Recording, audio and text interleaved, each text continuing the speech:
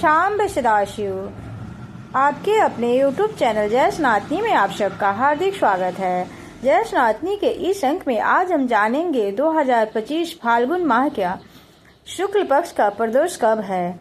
जानेंगे सही तिथि, पूजा विधि और व्रत का महत्व तथा व्रत कथा। हिंदू धर्म में प्रदोष व्रत देवों के देव महादेव और माता पार्वती को प्रसन्न करने के लिए बहुत ही शुभ माना जाता है। प्रदोष व्रत हर महीने के कृष्ण पक्ष और शुक्ल पक्ष की त्रयोदशी तिथि पर रखा जाता है। प्रदोष व्रत के दिन भगवान शिव की माता पार्वती संग पूजा की जाती है। साथ ही पूजा के दौरान शिवलिंग का अभिषेक और उनकी प्रिय चीजों का भोग लगाया जाता है। शिव पुराण के अनुसार प्रदोष व्रत के दिन इन शुभ कामों को करने से मनुष्य को जीवन की हर समस्या से छुटकारा मिलता है, साथ ही लंबी आयु का आशीर्वाद भी प्राप्त होता है। फाल्गुन माह जल्द ही समाप्त होने वाला है, जिसके बाद चैत्र माह की शुरुआत हो जाएगी। फाल्गुन माह शुक्ल पक्ष के प्रदोष व्रत 11 मार्च को रखा जाएगा। वहीं और प्रदोष व्रत फाल्गुन का आखिरी और मार्च महीने का पहला प्रदोष व्रत होगा। मंगल के दिन पड़ने के कारण इसे भौम प्रदोष भी कहा जाएगा। पंचांग के अनुसार फाल्गुन माह के शुक्ल पक्ष की त्रयोदशी तिथि 11 मार्च को सुबह 8:13 पर शुरू होगी। वहीं इस तिथि का समापन 12 मार्च को सुबह 9:11 पर होगा। ऐसे में फाल्गुन माह का आखिरी प्रदोष व्रत 11 मार्च मंगलवार को रखा जाएगा। इस दिन भगवान शिव और माता पार्वती की पूजा करने से सभी इच्छाएं पूर्ण होती है और जीवन में आने वाली बाधाओं का निवारण होता है। अब जान लेते हैं भौम प्रदोष व्रत कथा। अगर आपने इस चैनल को अभी तक सब्सक्राइब नहीं किया तो कृपया करके सब्सक्राइब करके एक लाइक और एक कमेंट करके अपना सुझाव अवश्य दें।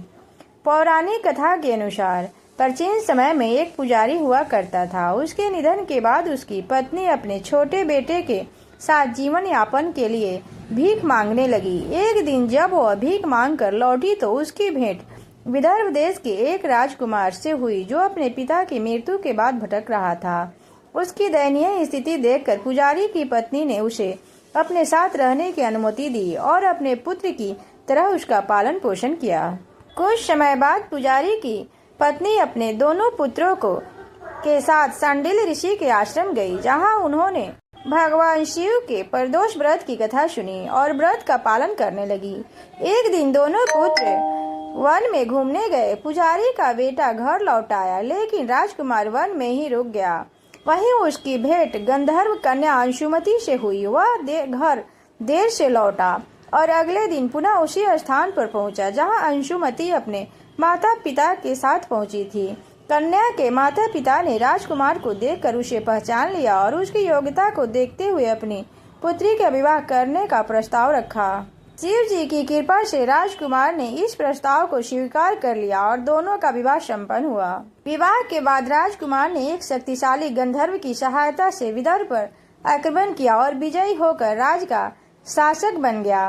राजा बनने के बाद उसने पुजारी की पत्नी और उसके पुत्र को अपने महल में बुलाया और उनका आदर सत्कार किया। कुछ समय बाद अंशुमति ने राजकुमार से उसके जीवन की कहानी पूछी। तब राजकुमार ने अपने कठिन समय और प्रदोष व्रत की महिमा के बारे में बताया। यह मान्यता है कि प्रदोष व्रत करने से समस्त कष्ट दूर होते हैं और मनुष्य को सुख समृद्धि प्राप्त होती है। प्रदोष व्रत के दिन प्रातः स्नान करने के बाद सूर्य देव को अर्घ्य दें और व्रत का संकल्प लें। पूजा स्थल को स्वच्छ कर भगवान शिव का पंचामृत से अभिषेक करें। शिव परिवार की पूजा कर भगवान शिव को बेलपत्र, पुष्प, धूप, दीप आदि अर्पित करें। व्रत कथा का पाठ करें और शिव भगवान की आरती और शिव चालीसा का पाठ अवश्य करें। इस प्रकार से व्रत के शुभ अवसर पर विधि पूर्वक पूजा अर्चना करने से जीवन में सकारात्मकता, ऊर्जा और संचार होता है और भक्तों को शिव की कृपा प्राप्त होती है। प्रदोष व्रत के दिन व्रत रखकर संध्या के समय भगवान शिव की विशेष पूजा करनी चाहिए।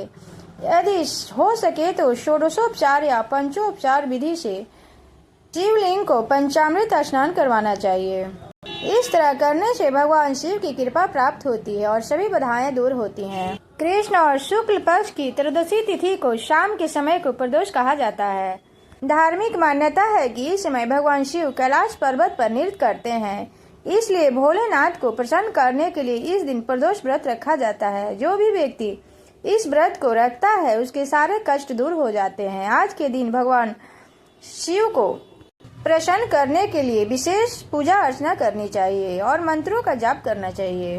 प्रदोष व्रत में शाम का समय पूजा के लिए अच्छा माना जाता है। इस दिन सभी शिव मंदिरों में शाम के समय प्रदोष मंत्र का जाप किया जाता है। स्कंद पुराण के अनुसार जो भक्त प्रदोष व्रत के दिन शिव पूजा के बाद एकाग्र होकर प्रदोष व्रत का कथा सुनता है अथवा पढ़ता है उसे 100 जन्मों तक कभी दरिद्रता नहीं होती है, वह कभी गरीबी का मुख नहीं देखता है। प्रदोष व्रत के दिन शिव चालीसा का पाठ अवश्य करनी चाहिए। भौम प्रदोष की एक दूसरी कथा। एक नगर में एक वृद्ध महिला रहती थी। उसका एकमात्र पुत्र था। वृद्धा की हनुमान जी के प्रति गहरी श्रद्धा थी। वह हर मंगलवार को नियमित रूप से व्रत रखकर हनुमान जी की पूजा करती थी। एक बार हनुमान जी ने उसकी भक्ति की परीक्षा लेने का निर्णय किया। हनुमान जी साधु का रूप धारण करके वृद्धा के घर पहुँचे और पुकारने लगे, क्या कोई हनुमान भक्त है जो मेरी इच्छा पूरी कर सके?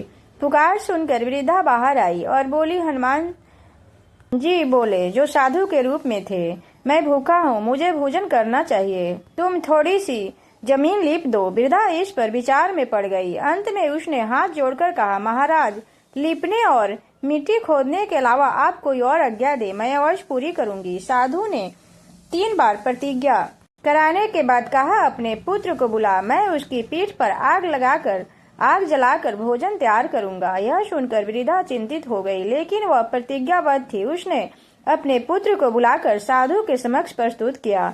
वेशधारी साधु हनुमान जी ने वृद्धा के हाथों से उसके पुत्र को पेट के बल लेटने को कहा और उसकी पीठ पर अग्नि प्रज्वलित की। अग्नि जलाकर दुखी मन से वृद्धा अपने घर चली गई।